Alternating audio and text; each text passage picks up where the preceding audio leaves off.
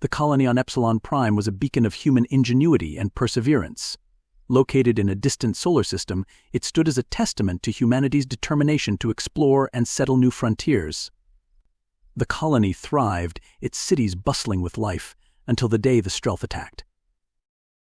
The Stralth, a ruthless alien species known for their advanced weaponry and cold, calculating tactics, struck without warning. Their ships descended from the skies, darkening the horizon with their sheer numbers. The colony's defenses, though formidable, were no match for the Stralth's onslaught. Buildings crumbled, fires raged, and the once vibrant colony was reduced to ashes. Among the survivors was Colonel Marcus Thorne, a seasoned military leader known for his strategic brilliance. As the highest-ranking officer on the colony, it fell upon him to organize a counterattack. Rallying the remnants of the colony's defense forces, he led a desperate battle to hold off the invaders.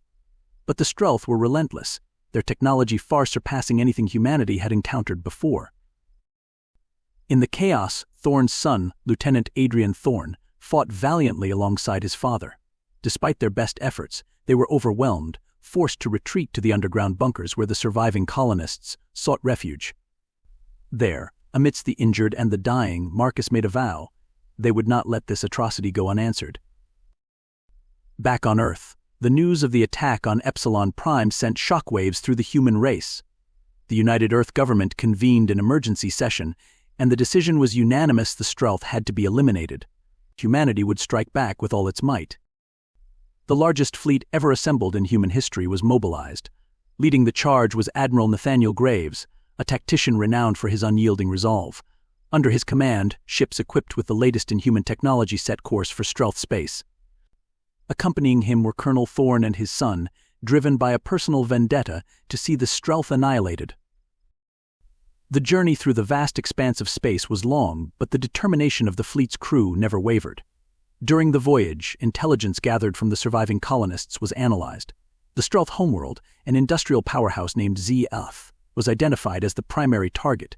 Destroying it would cripple the Stralth war machine.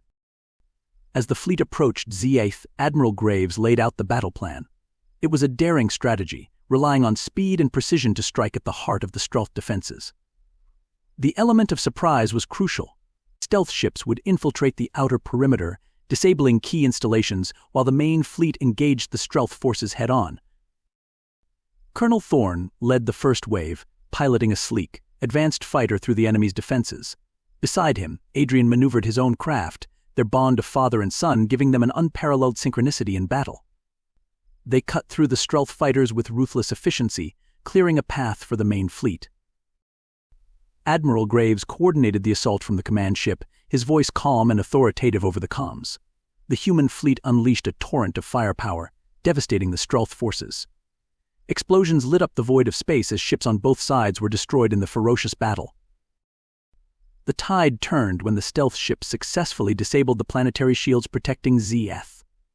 With the barrier down, the fleet launched a full-scale bombardment on the Stralth homeworld.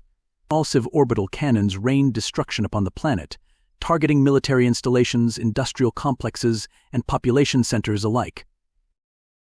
On the surface, the Stralth were thrown into chaos. Their once mighty war machine was crumbling under the relentless assault. In a final act of defiance, the Stralth deployed their elite ground forces to repel the human invaders. But it was too late. Humanity's resolve was unbreakable.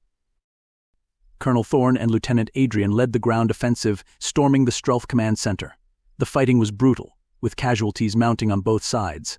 But the humans pressed on, driven by the memory of Epsilon Prime and the desire for vengeance. As the ground offensive began, the human forces encountered fierce resistance from the Stralth warriors. The aliens, standing over 8 feet tall with muscular frames covered in chitinous armor, fought with a savagery and precision that tested the humans' resolve. The air was thick with the acrid smell of burning metal and the cries of the wounded. Marcus Thorne wielded his plasma rifle with deadly accuracy, his eyes scanning the battlefield for any sign of his son. Adrian was deep in the fray, his combat suit's enhanced agility allowing him to dart between cover and unleash volleys of laser fire at the advancing Stralth. Together they carved a path through the enemy lines, their coordinated attacks disrupting the Stralth formations. Amidst the chaos, Adrian's voice crackled over the comms. "Dad, I've located the Central Command bunker. Sending coordinates now. Marcus nodded, even though his son couldn't see him. Good work, son. Hold your position. We're coming to you. With the coordinates transmitted, Marcus rallied his troops. They moved with purpose, their advance relentless despite the heavy resistance. The Stralth, sensing their impending defeat, fought with desperation, but the humans' superior tactics and unwavering determination began to turn the tide. The final approach to the command bunker was a gauntlet of enemy fire. The Stralth had fortified their position, using heavy weaponry to keep the humans at bay. But the human forces, bolstered by their anger and resolve, pressed forward. Explosions rocked the battlefield as grenades and rockets found their targets, reducing Stralth defenses to rubble. Adrian led the charge, his combat knife glinting as he engaged the Stralth in close-quarters combat. The alien warriors, though formidable, were no match for his speed and precision.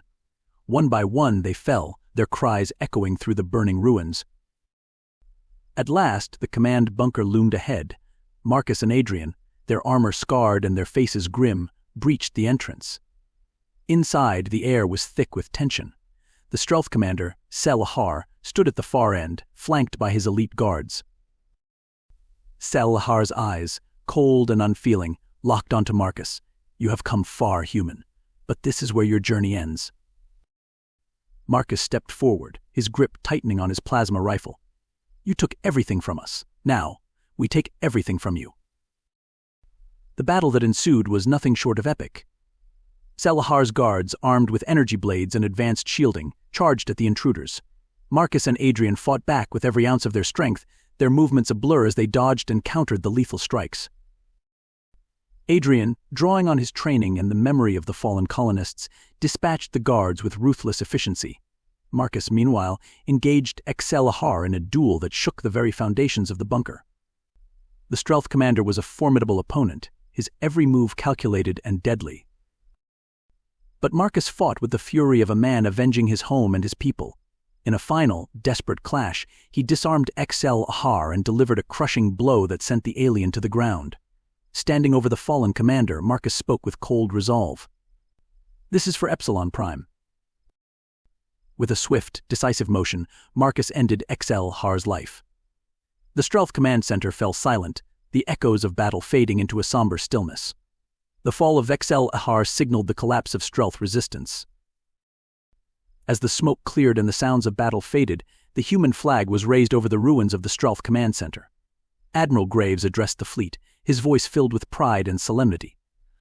They had avenged Epsilon Prime, struck a blow against the Stralth, and shown the galaxy the might of humanity. The fleet returned to Earth as heroes, their actions forever etched in the annals of history. The loss of Epsilon Prime would never be forgotten, but neither would the bravery and resilience of those who fought to avenge it.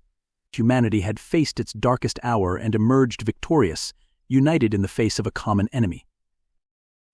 And so, the story of the Stralth invasion and the subsequent human retaliation became a legend, a testament to the indomitable spirit of humanity. For as long as there were stars in the sky, the tale would be told the day humanity struck back and showed the universe that they would not be defeated.